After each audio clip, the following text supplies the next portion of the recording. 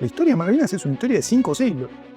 Reducirla a los 40 años más o menos desde que fue la guerra hasta el presente es empobrecedor por donde lo mire. Que fue una guerra producida por un gobierno ilegítimo, por unas fuerzas armadas que durante la guerra no dejaron de reprimir a su propio pueblo, eran las mismas fuerzas armadas. Cuando se hizo la película Los chicos de la guerra, que vale decir, es la primera película en la que se denuncia la dictadura. La primera película que se usa para denunciar a la dictadura es sobre Malvinas, no sobre el terrorismo de Estado. No saber muy bien qué hacer con esos jóvenes desmovilizados, en el sentido de que ya no eran, no formaban parte de las Fuerzas Armadas porque eran conscriptos, pero habían peleado en una guerra, eran veteranos de guerra. La lectura que había sobre alguien que trabajara Malvinas en los primeros 90 era un reivindicador de los milicos. ¿Todos podemos hablar sobre el pasado? Sí. Pero los historiadores estamos obligados a dialogar críticamente con el pasado. Hola, bienvenidos a un nuevo episodio de Charlando de Historia. Mi nombre es Mariano Aramburo y este es el podcast del Instituto Ravignani.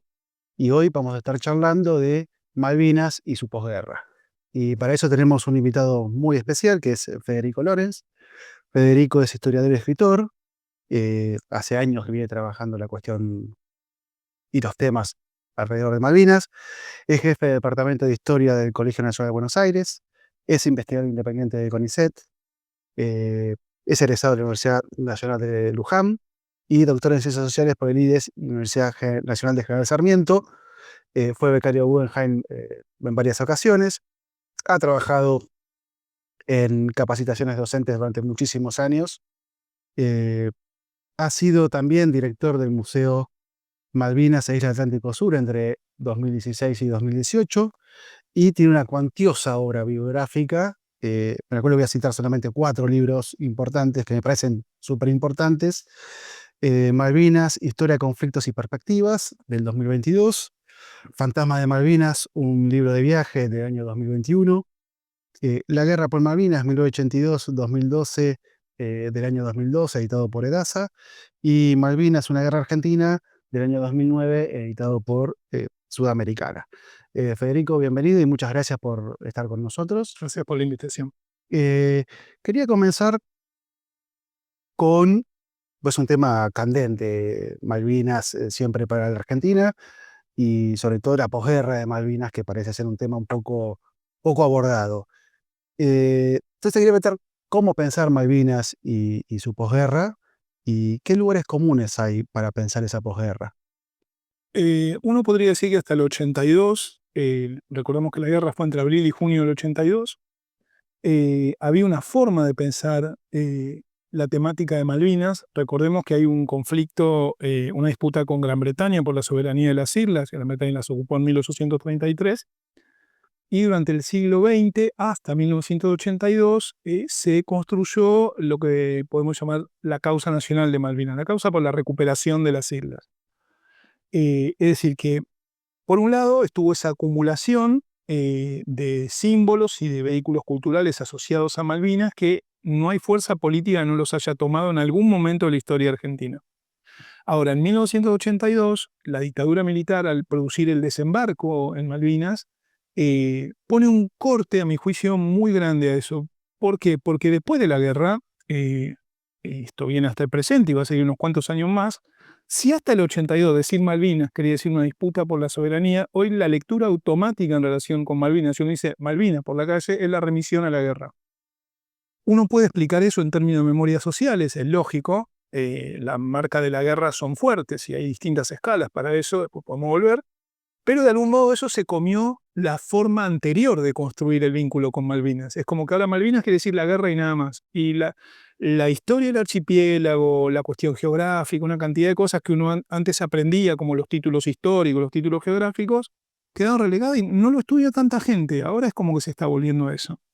Entonces, yo diría que el primer sentido común o lugar común asociado a Malvinas, y estoy dicho con el mayor de los respetos, es su asociación automática a la guerra. Malvinas significa mucho más que una guerra perdida en 1982. Luego está la cuestión de la causa nacional que ennoblece la guerra aunque haya sido una derrota. Esto no es exclusivo de la Argentina, es una forma de construir las versiones sobre las guerras propia de los estados nacionales. Pero ¿qué sucede? Eso se come el hecho especial que tiene la guerra de Malvinas, que es que se produjo durante la dictadura militar. Entonces, de algún modo, cuando se habla de la recuperación transitoria de Malvinas, la guerra contra los británicos, esa causa sagrada permite, a quien le interesa hacerlo, poner en un segundo plano que fue una guerra producida por un gobierno ilegítimo, por unas fuerzas armadas que durante la guerra no dejaron de reprimir a su propio pueblo, eran las mismas fuerzas armadas. Hay una construcción de posguerra que permite hacer la idea de que hubo un ejército o unas fuerzas armadas, porque fue el ejército solo que combatió en Malvinas y otro fue el que reprimió, fueron las mismas fuerzas armadas. Y eso también permite entender por qué la vigencia del tema. Porque cuando está discutiendo sobre la guerra de Malvinas, en realidad termina discutiendo sobre la dictadura militar y sus consecuencias. Yo que soy formado, toda mi escuela en posguerra es así. Nunca leí un libro, hablamos la otra vez en un capítulo con Mariana Estato, que antes había libros sobre Malvinas, cuando yo era chico no lo vi eso, no era la guerra, ¿no? Simplemente. Y vos hablabas de eh, estos lugares comunes y desde la historia, las humanidades, las ciencias sociales. ¿Cómo fue estudiado estos 40 y pico de años? Yo creo que actualmente estamos en condiciones de periodizar esos estudios, eh, lo cual en cierta manera es deprimente porque uno termina constatando también que ya es mucho más grande que cuando empezó a investigar de alguna manera. Eh, ¿Por qué digo esto? Porque, por ejemplo, cuando yo empecé a trabajar sobre Malvinas, y lo autorreferencial viene a cuento de que cuando empecé a trabajar Malvinas, casi nadie dentro de la historia trabajaba Malvinas en esta clave que acabo de decir. Estamos hablando primeros años de la década del 90.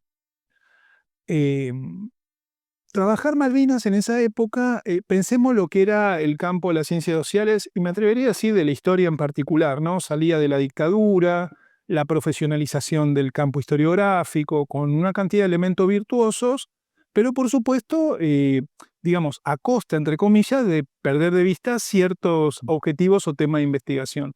Entonces, uno podría decir que la primera cuestión es que, así como te decía antes, que Malvinas automáticamente remite a la dictadura militar y el contexto en el que se produjo, la lectura que había sobre alguien que trabajara Malvinas en los primeros 90 era un reivindicador de los milicos. Lo estoy forzando, pero hasta ahí no va a ser así, ¿eh? Y a la vez, cuando uno iba a entrevistar, por ejemplo, gente que había combatido en Malvinas, y no estoy hablando de oficiales, estoy hablando de conscriptos, era lo inverso. Bueno, este es otro que nos quiere tirar tierra. ¿Por qué? Porque en los primeros 90 vos tenías que, digamos, la salida de la dictadura estuvo marcada por el hecho de un gran esfuerzo social o de distintos actores sociales por probar la culpabilidad de los militares en los crímenes que se los acusaba. Malvinas, que produjeron los militares y que tuvo a los jóvenes como protagonistas centrales, de algún modo cae en esa discusión social. Entonces, ¿qué pasó?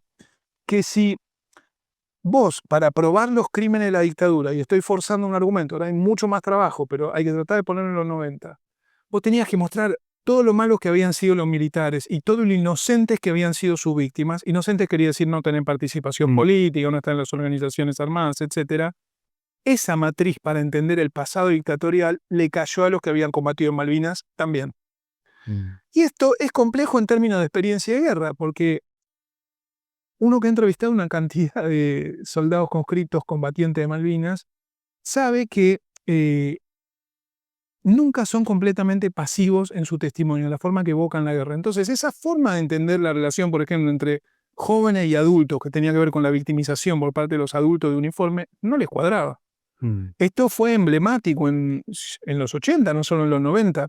Cuando se hizo la película Los chicos de la guerra, que vale decir, es la primera película en la que se denuncia la dictadura. La primera película que se usa para denunciar a la dictadura es sobre Malvinas, no sobre el terrorismo de Estado. Es del 84. De hecho, la película empieza con un estilo, un texto que dice: esta película no sería posible, palabra más, palabra menos, si no existiera el Estado de Derecho en la Argentina. Y es para mostrar la forma en la cual habían combatido los argentinos en Malvinas. Colocaba a quienes reivindicaban la experiencia de guerra de alguna manera en un lugar complejo en dos sentidos: como víctimas completamente pasivas, pero también asociadas a los represores, no eran ni una ni otra cosa. Estoy pensando en los conscriptos. Entonces, por extensión, quien trabajaba sobre eso, o quería ensuciarlos, o estaba haciendo algún movimiento para reivindicar a las Fuerzas Armadas. Ese era el contexto de producción. Eso tardó bastante en cambiar, porque estoy hablando mediados de los 90, primeros años del tercer milenio, dirías, cuando empieza a pensarse de otra manera la experiencia de guerra de Malvinas, concretamente, el contexto político en el que la guerra se produjo. Y así todo es un tema, y terminaría de caracterizar esa etapa de esta manera, que casi nadie tomaba, porque los 70 y los 80 eran el terrorismo de Estado y sus consecuencias. Era muy difícil colar Malvinas en esa dinámica. Malvinas me refiero a la guerra, guerra y posguerra. Planteaste muy bien esta dicotomía, ¿no? Cosa de Milico, gesta nacional, Malvinas como cierta excepcionalidad, también Perdóname, curso. por asoma aparecía el rol de los civiles en la guerra. Eso es bastante posterior. El rol me refiero, la gente vivió en el teatro de operaciones, por ejemplo, que ahora es algo relativamente común trabajar. En los primeros 90, 2000, olvídate. Claro. Y quería preguntarte, bueno, ya saliendo de las ciencias sociales, sino más bien a partir de todo tu trabajo de entrevistas y demás, y tu labor académico, ¿hay realmente un olvido tras la guerra, digamos, de combatientes? Digo, hasta hace no muchos años, acá cerca en Plaza de Mayo, había un acampe, digamos, de veteranos No reconocidos, no reconocidos. los llamados movilizados por los excombatientes, o como le dicen en la jerga, los casi voy. Hay una gran pelea por las pensiones de guerra, ¿no? Que no es menor. Entonces te quería preguntar, digamos, ¿cuáles serían esos olvidos? Si es que los hay, o si no los hay, ¿por qué no los habría, digamos? O cómo se puede analizar eso, digamos, ese discurso que muchas está dando vuelta. Es interesante porque cuando aparecía la noción de memoria en los estudios, pero también como consigna política, se la oponía, y todavía se lo opone hoy, como antónimo del olvido. Y el olvido es constitutivo de la memoria. En términos de procesos sociales, eso nunca hay que perderlo de vista. Bueno, Martín Fierro dice, ¿no? Sepa que olvidar lo malo también es tener memoria. Es decir, hay una cuestión consciente e inconsciente acerca de qué ingresa en los relatos públicos, vamos a decir. Entonces uno puede pensar en después relatos hegemónicos, relatos dominantes, y ahí es donde entra la noción de olvido, que fue una gran consigna política. Esto es una descripción, no es un juicio de valor, de las agrupaciones de excombatientes en los primeros 80, que se valieron fundamentalmente de la actitud del último gobierno militar, el de Viñone, y el primer gobierno democrático, el de Alfonsín, hacia las agrupaciones de excombatientes en particular y hacia los excombatientes y veteranos de guerra en general. Que uno podría sintetizarlo más que en la idea de olvido, en la situación de no saber muy bien qué hacer con esos jóvenes desmovilizados, en el sentido de que ya no eran, no formaban parte de las Fuerzas Armadas porque eran conscriptos, pero habían peleado en una guerra, eran veteranos de guerra. Entonces ahí está una cuestión, si vos querés, legal, que tiene que ver con que pagar pensión o no, una cantidad de cuestiones que había que implementar, pero también una cuestión política, porque las primeras agrupaciones de excombatientes, o la mayoría de ellas, eran muy, vale la redundancia, combativas, y en su retórica combativa retomaban mucho del discurso revolucionario de los 70. Planteaban que su pelea en Malvinas había sido retomando las viejas banderas antiimperialistas de las organizaciones derrotadas por los mismos militares que los habían llevado a combatir. De hecho, hay un discurso del año 86, si no me equivoco, frente al cabildo de los excombatientes, donde dicen que ellos tienen derecho a ponerse el uniforme, pues los criticaban mucho por eso, marchaban con uniformes militares en el contexto de la transición a la democracia. Claro. Entonces, nosotros sí nos podemos poner el uniforme, lo estoy parafraseando, porque nosotros nos pusimos el uniforme para defender a la patria y no para secuestrar, torturar y asesinar. O sea, te clavaban una grieta, como diríamos hoy, enorme. Y claro, eso de algún modo traducía el problema que tenían los militares. ¿Qué hacemos con estos? Y bueno, el primer gobierno democrático también. ¿Por qué? Porque además era una retórica que la sociedad argentina, por acción u omisión, aquí vamos al olvido, buscaba dejar atrás. Era el gesto famoso de Alfonsín recitando el preámbulo al final de cada acto. lo que se llamaba en esa época, y ahí hay que revisar qué entendemos por eso, la teoría de los demonios, esto de una sociedad ajena a la violencia. Bueno, no, estos tipos de alguna manera no es que reivindicaban la violencia, reivindicaban que lo que les había dado agencia social y los había introducido en la discusión política era haber empuñado un arma. Bueno, esto es una cuestión. Era un problema en los 80. Hoy diría que está diluido. Entonces, cuando hablaban de olvido, enfatizaban el olvido social, el mirar para otro lado, el desentenderse de las consecuencias de la derrota. Yo trabajé un hecho paradigmático para mí, por todo lo que significa. Hice la historia de un rumor de posguerra. Es un libro que se llama La llamada historia de un rumor de la posguerra de Malvinas. Que era algo que yo me acuerdo que me contaban cuando era chico, después de la guerra, que era la historia, palabras más, palabras menos, de un conscripto que llama a sus padres desde el hospital, después de la guerra, ¿no? Y le dice: hola papá, acá en el hospital está conmigo un compañero que me salvó la vida, pero perdió, las versiones varían, pero si no perdió un brazo, quedó paralítico, la cuestión es que esta no se puede valer por sus propios medios. Le dice: yo quiero llevarlo a vivir con nosotros, le dice al padre en este relato. Y el padre dice: no, ese chico es un inútil, se tiene que hacer cargo del Estado. Y entonces en el relato el soldado le dice: el inútil soy yo, cuelga y se suicida. Entonces, en esa historia del rumor, lo que yo hago no es ver si eso sucedió o no. A mí no me importa si sucedió o no en un punto. Hasta donde yo pude llegar, no sucedió, por distintos motivos, sino que lo vuelve relevante en términos históricos es por qué la gente lo creyó y lo replicó.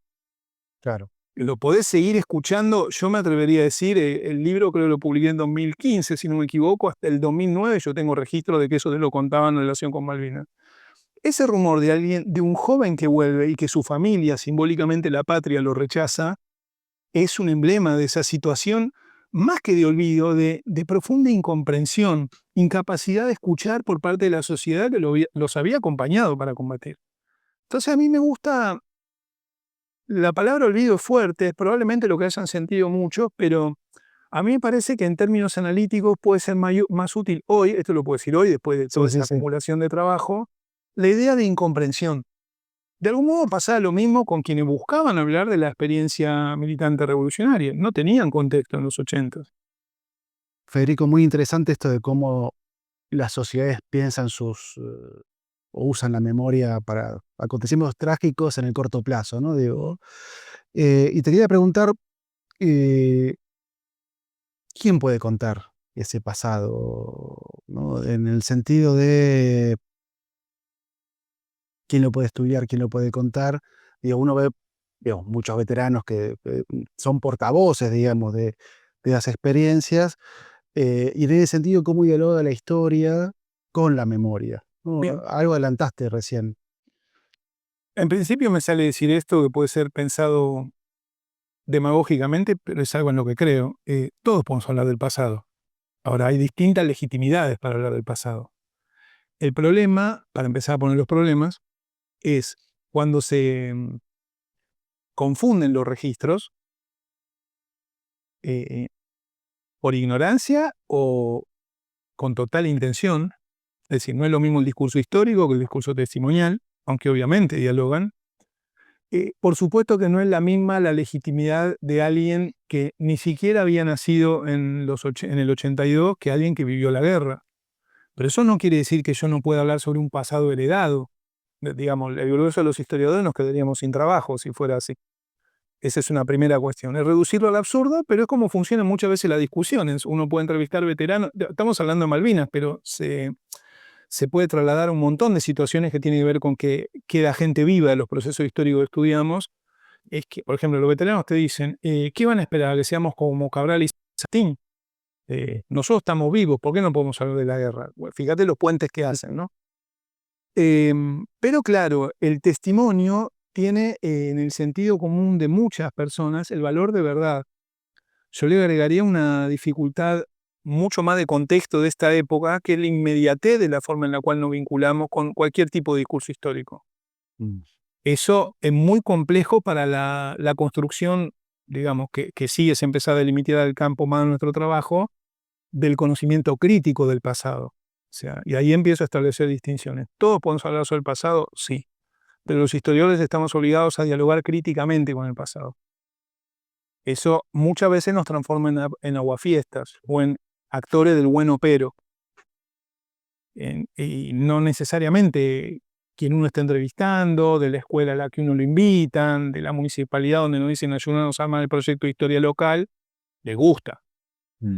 El bueno pero en una cuestión tan espinosa como es la causa nacional de la recuperación de Malvinas y tramitar analíticamente las consecuencias de una guerra perdida, muchas veces es muy complejo y muy costoso para el investigador. David Viñas tenía una expresión para hablar de Rodolfo Walsh. Él decía que Walsh era un aguafiestas. Bueno, a mí me gusta pensar que los historiadores tenemos que trabajar de aguafiestas, que lo cual no quiere decir que no creamos determinadas cosas. Por ejemplo, subyace a lo que venimos hablando la idea de que para mí el gran objetivo político de trabajar la guerra y la posguerra de Malvinas es no dejar regalado una bandera política a sectores ideológicos. A mí no me gusta nada que la levanten. Eso te coloca en un lugar incómodo. Pero no lo hago con la pretensión de verdad que puede tener alguien que sobrevivió. Y entonces ahí tenés un tema, que es que muchas veces los investigadores ignoran o eligen ignorar que desde el momento en que intervienen con su lectura crítica sobre el pasado, se están metiendo en discusiones públicas sobre el pasado. Es decir, ellos somos parte de la propia discusión que analizamos. De eso hay que hacerse más cargo de lo que a veces nos hacemos. Te hago una repregunta Sí, sí. cortita sobre esto. ¿Pensás que el hecho de que haya sido una derrota influye en esta relación entre memoria e historia? ¿O si hubiese sido una victoria esa guerra, sería diferente? Digo, No, haciendo no. Creo que no en el sentido estricto del vínculo entre historia y memoria. Nosotros, nuestro trabajo es romper con nuestras preguntas en el relato. Creo que no cambiaría el hecho contrafáctico de haber ganado. Creo que sí, el hecho de haber perdido, que de algún modo realza el sacrificio de los que murieron, porque lo peor que puede pasar es haber muerto sin sentido, sí nos coloca en un lugar un poquito más incómodo. Porque hay una cuestión que a mí me parece importante remarcar, que es que ninguno de los que fue a combatir a Malvinas, ninguno quiere decir desde los que tomaron la decisión hasta el último conscripto que se te ocurra de la fuerza que sea, fue a Malvinas para recuperar la democracia. Sin embargo, lo que yo creo en términos de interpretación política sobre la posguerra de Malvinas, en gran medida las formas que tuvo la recuperación de la democracia, como le decíamos en los 80, podemos decir, por dictadura, transición a la democracia, y eso ya tiene una carga, la entrega anticipada del poder por parte de los militares, las formas en las cuales lo entregaron, se debe a la derrota en Malvinas. Entonces, paradójicamente, cuando se habla de la guerra de Malvinas como un mecanismo de los militares para perpetuar o buscar perpetuarse, mejorar su vínculo con la sociedad, etcétera, en el poder, vos fíjate que la consecuencia no deseada ni buscada es que de algún modo recuperamos la democracia antes. Antes, ¿qué quiere decir antes? El contrafáctico también. Esa es una interpretación histórica de un hecho histórico, una interpretación política de un hecho histórico, pero para mí todas las interpretaciones históricas son políticas, en el sentido amplio del término, ¿no? No, obvio, aparte uno no puede salirse de la sociedad donde vive, No, y claro. eso genera una tensión entre el historiador y la... Y muchas veces, por ejemplo, vuelvo a lo del rumor que te contaba. A mí no me interesaba demostrar, si alguien me contaba el rumor, a mí no me interesaba decir, che, te equivocaste, ¿qué estás diciendo?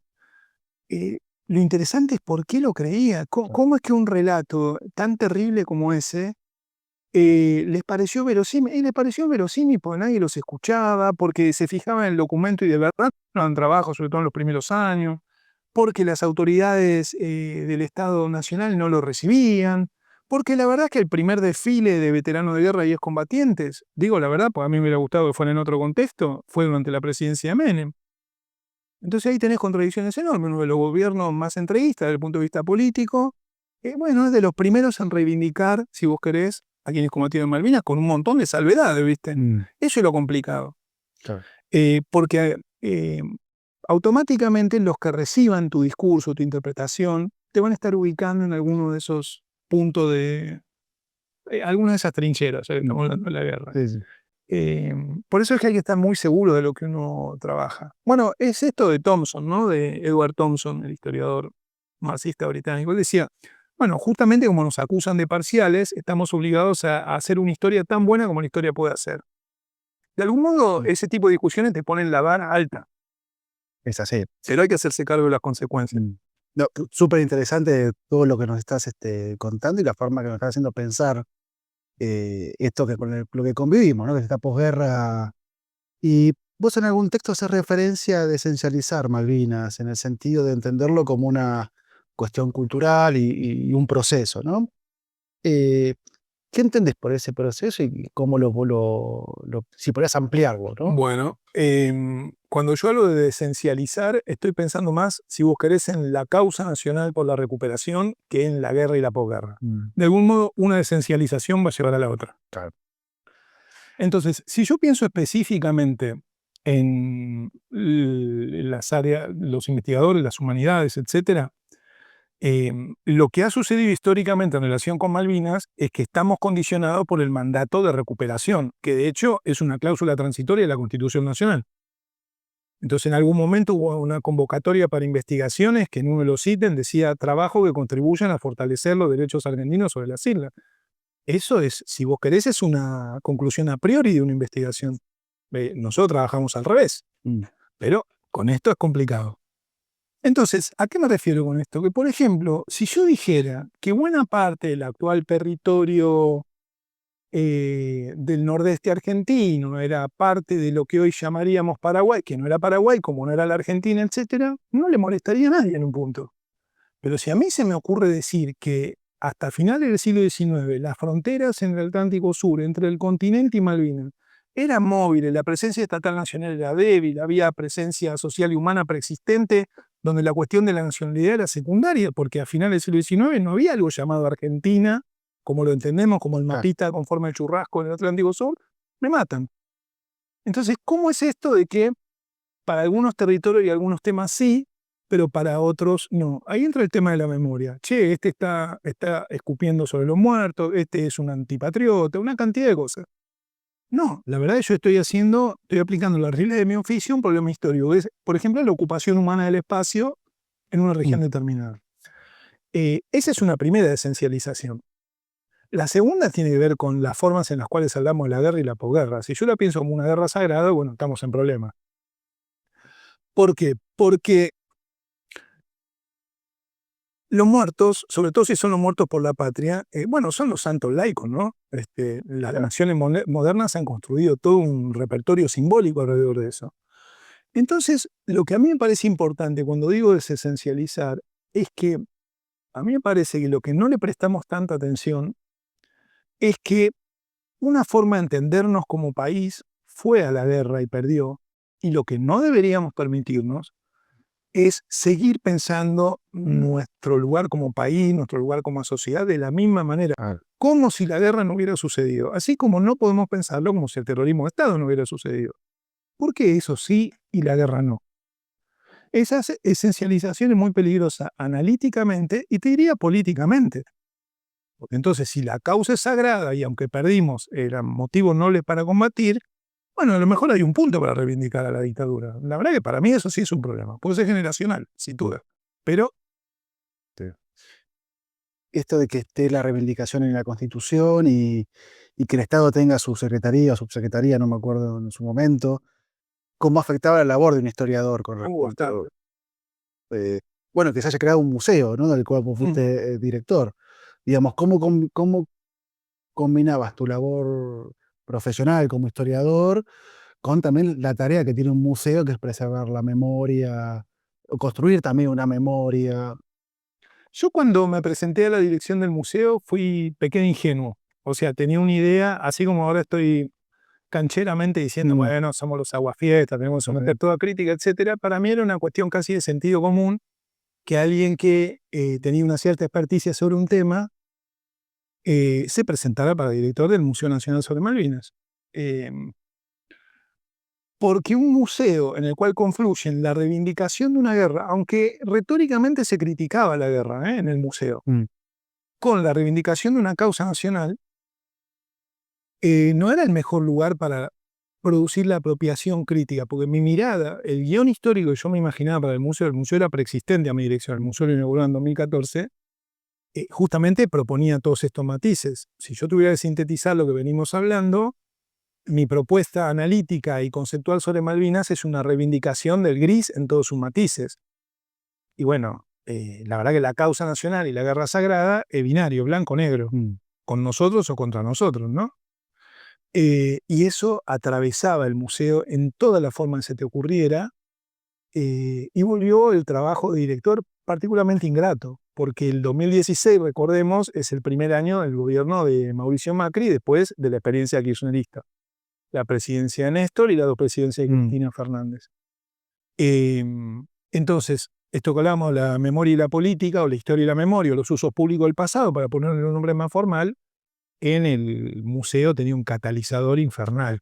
Entonces, lo que yo me encontré es que más que un museo, pues sí, un museo es un lugar para preservar el pasado, para preservar, si vos querés, los vehículos de memoria del pasado, los objetos, que es la asociación más automática que uno hace a un museo, es un lugar también para la reapropiación y reinterpretación. Y reapropiación y reinterpretación quiere decir que a lo mejor los que visitan el museo, como mis estudiantes cuando participan en una clase, no piensan el pasado de la misma forma que yo. Y bueno, entonces más que un museo, es un templo.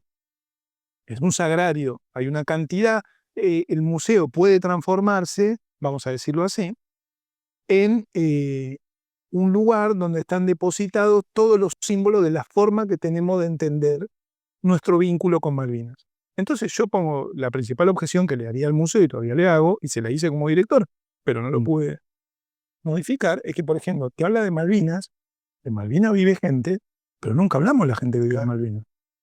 Lo cual, si uno piensa que el museo está situado en un lugar donde se dedicaron a desaparecer gente y hasta su memoria, es bastante contradictorio.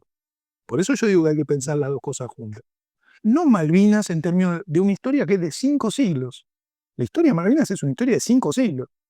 Reducirla a los 40 años más o menos de que fue la guerra hasta el presente es empobrecedor por donde lo mires.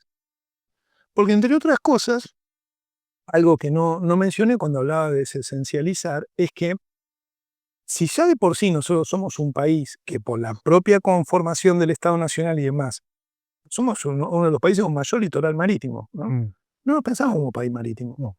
Y mucho de la culpa de eso lo tiene Malvinas, que es la construcción de un reclamo pensado solamente en la tierra que te arrebataron y no en las aguas circundantes. Con esto no digo hay que reclamar también el mar, quiero decir, Malvinas, como nuestro vínculo con el mar, es un problema por donde lo mire para el nacionalismo, porque la frontera vos la podés pensar de dos maneras, como algo que separa, pero como algo que une también. Entonces, ¿qué tipo de vínculo? ¿Y por qué lo podemos pensar para los Andes? Por ejemplo, la propuesta de Bandieri para pensar la cordillera en el sur, una cantidad de cosas, Susana Bandieri. ¿Y por qué no lo podemos pensar para el Atlántico Sur? Cuando en realidad eso fue puesto en acto durante toda la historia de Malvinas hasta la guerra. Esa es la gran cuestión. Entonces, bueno, un museo que se piensa como un instrumento del Estado para apuntalar un reclamo no se lleva muy bien con el papel del investigador. Te quería preguntar qué cuestiones te parecen importantes a futuro para pensar la posguerra, o qué elementos faltarían trabajar. Bueno, puedo decir qué elementos falta trabajar, pero se están empezando a trabajar. Las experiencias, las distintas escalas, las escalas locales para pensar la experiencia de la guerra y la posguerra de Malvinas. Puede parecer obvio, pero no es tan obvio a la hora de los relatos dominantes sobre Malvinas, las formas en las cuales vivieron los patagónicos la guerra, la gente de las pequeñas localidades del nordeste, pero muchos de cuyos hijos fueron a combatir. Eso hay trabajos, pero faltan muchos trabajos todavía. Bueno, ahora empieza a haber trabajos sobre el lugar de las mujeres en la guerra, sobre todo las enfermeras, esas cuestiones, pero eso es un pendiente. Faltan trabajos sobre los isleños durante la guerra. Yo puedo decir con mucho orgullo que nosotros tradujimos, digo nosotros porque es algo que hicimos con Alejandro Winograd, de Ediciones Winograd, tradujimos la memoria de quien era el profesor de la secundaria, el director de la secundaria durante lo que ellos llaman la ocupación argentina, John Fowler. Un personaje muy interesante porque él es cuáquero, es pacifista, entonces está bien, tiene su mirada sobre las islas, pero no era alguien que odiara a los argentinos, no es alguien que odie a los argentinos, digo, pues en esas simplificaciones, como acá hay gente que piensa que cualquiera que hable inglés es un agente imperialista, por supuesto que hay malvinenses que piensan que todos nosotros somos Galtieri, eso es inevitable. John, no, era un tipo ecuánime, lo convencimos de editar acá en castellano. ¿Y por qué digo esto?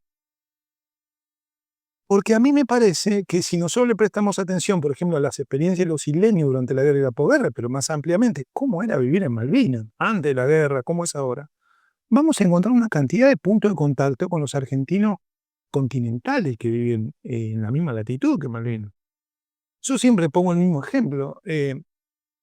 La primera vez que yo fui a Malvinas fui con mi hermano. Mi hermano vive en Río Grande, en Tierra del Fuego. Frente, como diríamos. Y no nos veíamos hace mucho y dijimos, che, nos vamos a encontrar en Malvinas. Tenía toda la... Fuimos a Malvinas y paramos en la casa de una señora, la señora Kay McCallum. Y también paraban un chileno experto en el cultivo de papa subantártica y un japonés que viajaba por el mundo fotografiando colonias de pingüinos. Y a la noche charlábamos ahí después de comer alguna noche, y me acuerdo que hablaban, una noche en particular hablaban el chileno, así que vivía en Tierra del Fuego del lado de Punta Arenas, experto en este cultivo, estaba buscando llevar eso a Malvinas, mi hermano, del lado argentino, a la Isla Grande, y la señora Kay, de lo difícil que era colgar la ropa con tanto viento. Y yo pensaba, claro, bueno, mi hermano es mi sangre, pero en algún momento los extranjeros en esa casa éramos el japonés y yo, en términos de experiencia. Entonces, a mí me parece que si uno empieza a pensar en ese tipo de objeto de estudio, vamos a decir, bueno, a lo mejor empieza a correr el eje de mirada muy de, por un lado, autosatisfactoria, pero me atrevería a decir desde el punto de vista de la investigación, tautológicas. Falta volver a hacernos grandes preguntas sobre Malvinas. Y si querés, arriesguémoslo. Hasta la pregunta política del sentido del reclamo. O sea, ¿por qué las queremos? ¿Para qué las queremos? ¿Y cómo las queremos? Que es la gran pregunta. Porque ¿qué tipo de país es el que recibiría a Malvinas, vamos a decir? Y a mí me parece que esa es la gran pregunta de la salida de la dictadura. Todavía, mira lo que te digo, para volver a la cuestión de la guerra. Entonces, a mí me parece que los temas que entren dentro de ese paraguas, la experiencia civil, la experiencia regional, la experiencia local, los matices, los grises, son los que van de algún modo, de la mirada más pequeña, expandir el campo de investigación. Pero me parece que son los que más van a converger en darle un sentido político a nuestro trabajo. Que digo, ahora todo eso está infravalorado, o más, se usa para acusarnos muchas veces. Este hace política. Sí, la verdad que sí, pero justamente vuelvo a la frase que decía antes. Fíjate cómo hago mi trabajo. Si tenés algo para objetar de cómo argumento y sostengo mi idea, genial. Pero si no, estamos discutiendo ideas. Son como dos planos, ¿no? Bueno, me parece que hay que pensar en trabajo más de ese tipo. Y sí hay algo recurrente, que hay mucho trabajo sobre la prensa durante Malvinas. Entonces vos tenés que la acumulación es alguien que trabaja a tal diario, alguien que trabaja a tal medio, alguien que trabaja a tal canal. Aparece un archivo de algo, listo. Pero de algún modo ya sabemos, hubo manipulación, una cantidad de cosas. Nuevos temas, nuevas preguntas, me parece que sería la cuestión. Tengo una pregunta porque algo lo habíamos charlado Sí. cuando habíamos hecho el capítulo con el episodio anterior con Mariana Estato, que los grandes ausentes parecen ser siempre los isleños, ¿no? Sí, claro. ¿Por qué? Bueno, yo Yo tengo una forma para vos, ¿cuál sería? y que Creatismo por un lado. le das ciertos derechos a que no le querés dar, digamos. Claro, sin duda. O sea, yo en algún lado publiqué esto de que el hecho de que la historia se subordine al derecho, en el caso concreto del reclamo, nos limita mucho. Por un lado eso. Por el otro, porque yo me acuerdo también, la primera vez que fui a Malvinas, yo podría decir, fui en el 2007, 2006-2007, ponele, 2006. Yo puedo decir que para esa altura ya manejaba el tema. Mm. A mí me llamó la atención ver gente.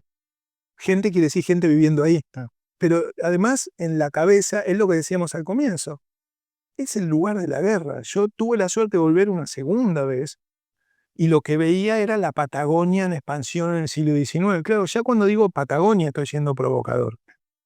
Pero las Malvinas son parte de la Patagonia. Pero claro, donde yo digo eso ya empiezo a introducir problemas. Porque, por ejemplo, desde el punto de vista argentino, la capital del territorio que Argentina reclama es Ushuaia. La Ushuaia Blanca la fundaron malvinenses que salieron de Keppel Island en Malvinas. ¿Dónde pongo el relato nacional ahí? Que reconocieron después la soberanía del Estado. Pero, ¿de dónde salieron? Entonces es muy interesante pensar en esas idas y vueltas, pero claro, el relato estatal nacional cruje. Por eso no hablamos tanto de los isleños. Y es un enorme problema porque hasta la guerra el Estado argentino y gran cantidad de sectores habían hecho importantes esfuerzos por vincular a los malvinenses al continente. Estaban los vuelos de Comodoro, las maestras bilingües. Bueno, en esa época todavía había empresa del Estado, ¿no? Entonces, todavía hay isleños viejos que le dicen calorama a la estufa, pues las primeras estufas a gas que tuvieron la marca calorama. Bueno, todo eso, y acá hay una cuestión también sobre por qué es tan complicado hablar de la guerra. La guerra nos obliga a pensar cómo nosotros, hablando coloquialmente, la chocamos. El enorme retroceso diplomático que tenemos hoy en relación con Malvinas tiene que ver con una decisión argentina. Entonces después me puedo decir, sí, es una decisión ilegítima por la dictadura, estoy de acuerdo, pero si vos después resulta que reivindicás la guerra, bueno, de algún modo, cuando los militares te dicen, en esto me apoyaron, tienen cierta razón. Y es súper interesante, Federico. Obviamente, muy agradecidos que estés con nosotros. Los que están viendo este episodio, si les gusta el contenido de este o del resto del canal, acuérdense de darle me gusta, comentar y compartir el contenido. Y siempre finalizamos nosotros con tratando sobre libros o qué libros recomendarías vos, 4 o 5 libros, para pensar la posguerra de Malvinas y todos estos temas que estuvimos charlando, que se nos van abriendo a partir de que uno va conociendo y pensando, ¿no?, sobre esa posguerra. ¿Qué recomendaría a estudiantes? Sin duda, y hasta siguiendo el orden cronológico en el que aparecieron, ¿Por qué Malvinas? De la causa nacional a la guerra absurda, de Rosana Guber. Creo que fue el primer libro del campo de las ciencias sociales que en la posguerra armó este tipo de preguntas. A continuación de eso, recomendaría uno propio, La guerra es por Malvinas, que justamente tiene ese título porque habla de que cuando terminó la guerra, en realidad no terminó la guerra, empezaron las disputas por los sentidos que le damos a la guerra. Recomendaría el de John Fowler, que mencioné en la entrevista, 1982, Días difíciles en Malvinas. Recomendaría un libro de crónicas de Roberto Herscher, que es un periodista que combatió en Malvinas, que se llama Los viajes del Penélope, donde él, a partir de su experiencia como conscripto de la Armada, arma un mapa muy complejo de las formas en las cuales fue vivida la guerra y los vínculos con los isleños. Y para abonar a esto que decía al final, de la mirada más amplia y más que preste atención más a los intercambios, hay un texto de Sofía Haller que se llama Loberos y Balleneros y que precisamente trabaja los vínculos construidos a partir de las actividades económicas entre las islas y los vínculos y las redes sociales, comerciales, económicas entre las islas y el continente. Particularmente el último, el de Sofía Haller, es un texto muy bien escrito, muy ameno, y para quienes le gusten las cuestiones marítimas, las cuestiones de las caza de ballenas, toda la cuestión, pero también le guste ver una región de una manera que tal vez nunca la ha habido así, es recomendable. Hay muchos más, pero creo que quien quiera meterse tiene ahí una puerta de entrada muy grande. Bueno, nuevamente, Federico, muy agradecidos de que estés con nosotros, has estado con nosotros. El tema sumamente interesante. Ya te vamos a comprometer para que vengas otra vez más adelante. A los que nos están viendo, muchas gracias por estar ahí. Compartan el contenido, denle me gusta y nos estamos viendo en el próximo episodio de Charlando de Historia. Chao, chao.